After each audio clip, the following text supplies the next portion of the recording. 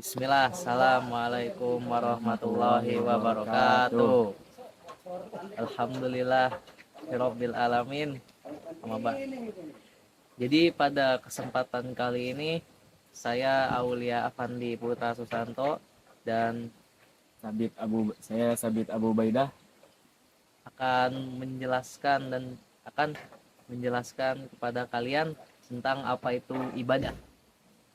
Jadi untuk materi pertama akan disampaikan oleh Sabit. Oke. Materi pertama adalah penjelasan tentang ibadah. Apa itu ibadah? Ibadah secara bahasa bisa kita artikan dengan menghinakan dan merendahkan diri. Yang bahasa Arabnya itu at-tadallul wal khudu'. Dan eh, secara istilah bisa kita sebutkan sebuah nama yang mencakup seluruh apa yang dicintai Allah dan diridhoinya dari perkataan maupun perbuatan yang terlihat maupun yang tidak.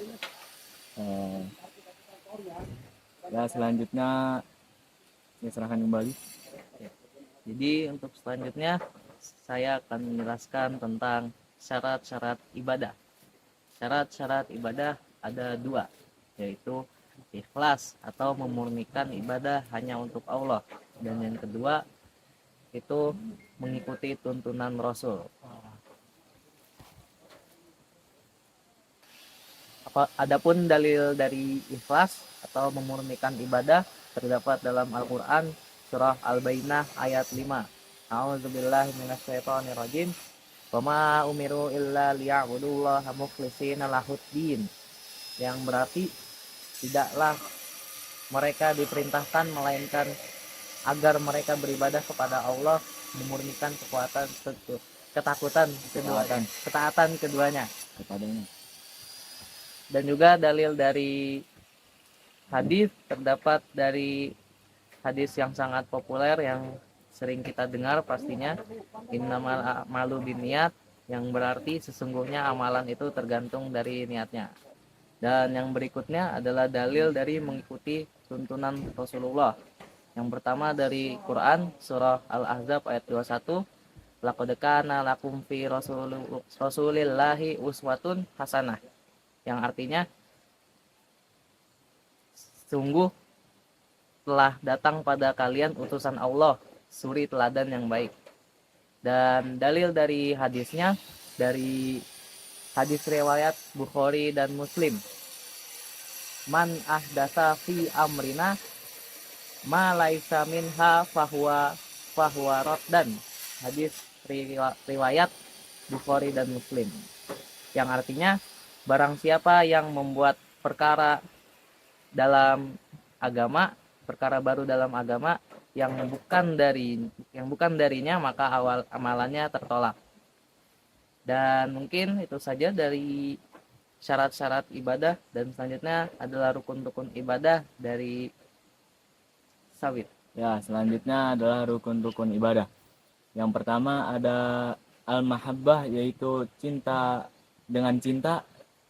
Ya, kalian mengamalkan suatu ibadah dengan penuh cinta. Terus yang kedua tuh takut, ya penuh dengan rasa takut juga. Dan yang terakhir adalah berharap. Kita juga beribadah harus penuh dengan harapan bahwa ibadah kita itu harus diterima, bahwa ibadah kita itu akan diterima, dan berharap bahwa ibadah itu tidak akan gagal lah. Oke. Dalil yang pertama tentang cinta adalah dari Quran surat Al-Baqarah ayat 165. Disebutkan dalam Al-Quran, walladzina amanu asyaddu hubban lillah, yang artinya dan orang-orang mukmin sangat cinta kepada Tuhannya.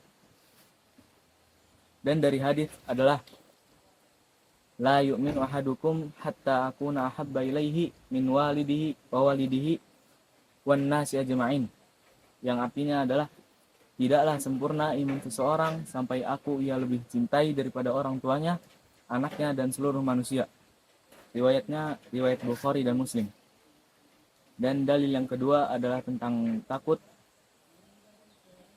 Qala azza wa jal ba'da a'udzu billahi minasyaitonir rajim fala takhafuhum wa khafuni in kuntum mu'minin.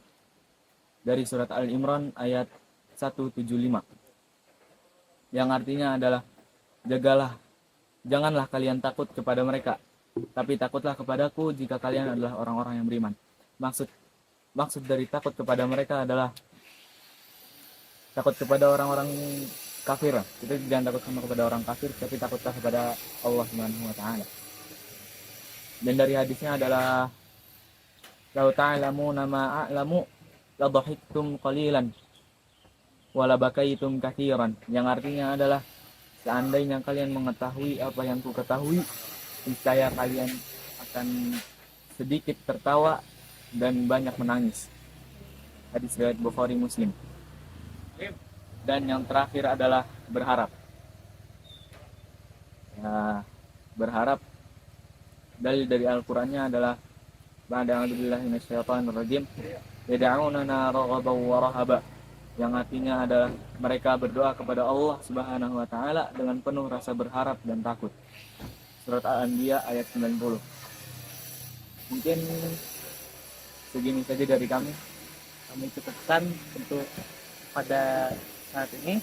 Mungkin itu saja, dan terakhir, wassalamualaikum warahmatullahi wabarakatuh.